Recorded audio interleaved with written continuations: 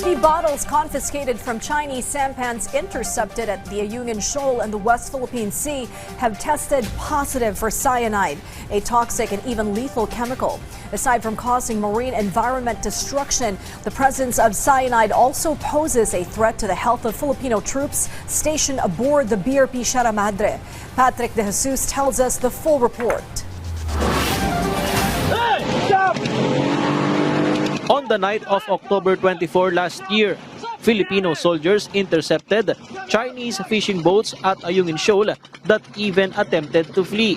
They were only about 50 meters from the grounded BRP Sierra Madre. 4 suspicious yellow bottles were recovered from them. Prior to this, the Philippine Navy also apprehended other Chinese sampans at Ayungin Shoal in February 2025 and in July 2025, where authorities confiscated from them the same bottles containing suspected chemicals. Based on samples from 2 of the bottles, laboratory analysis by the National Bureau of Investigation, Forensic and Scientific Research Service confirmed that these tested positive for cyanide.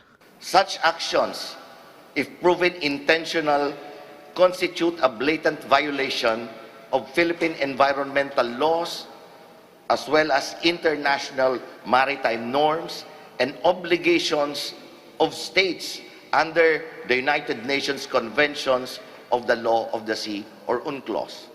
Just this March, another fishing sampan carrying foreign Chinese nationals was again caught at Ayungin Shoal.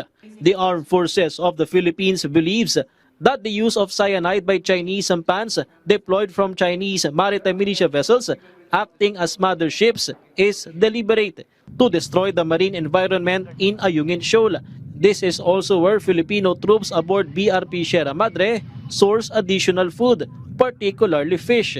Based on what we have monitored, based on the patterns that we have uncovered, this is a deliberate attempt not only to destroy the environment, but to deprive the men aboard the ship of possible source of food and water. The effects on the health of the men is our primordial concern.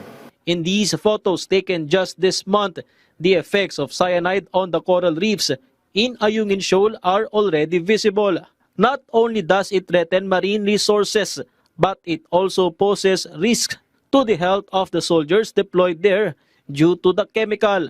The water sample gave positive results for the presence of cyanide, which is a violent poison. With just desalination process, possible na nandoon pa rin siya. But if there will be an oxidation process, then pwedeng mawala na po yung cyanide. The lethal concentration for a 70-kilogram individual like myself is just around 40 milligrams. Unting-unti lang siya. So imagine times 1,000. If a living organism tried to drink just a small amount of it, then it's going to be lethal already. The AFP explained that the apprehended foreigners were only driven away to avoid compromising the security of BRP Sierra Madre. The instructions have been there even before this particular incident to document everything, to increase the patrols, to drive them away. Operational dynamics would not allow us to bring them aboard BRP Sierra Madre, and they are too far away to be brought to mainland Palawan. Further study is still needed to determine whether cyanide has any effect on the structural integrity of BRP Sierra Madre. Aside from cyanide, the Navy has already removed fishing nets discovered beneath Ayungin Shoal that may have been placed to delay raw emissions to BRP Sierra Madre. All findings have already been submitted to the Department of Foreign Affairs for further action, such as filing a diplomatic protest against China, especially since a provisional understanding on raw emissions is currently in place. Patrick De Jesus from the National TV Network for a new and better Philippines.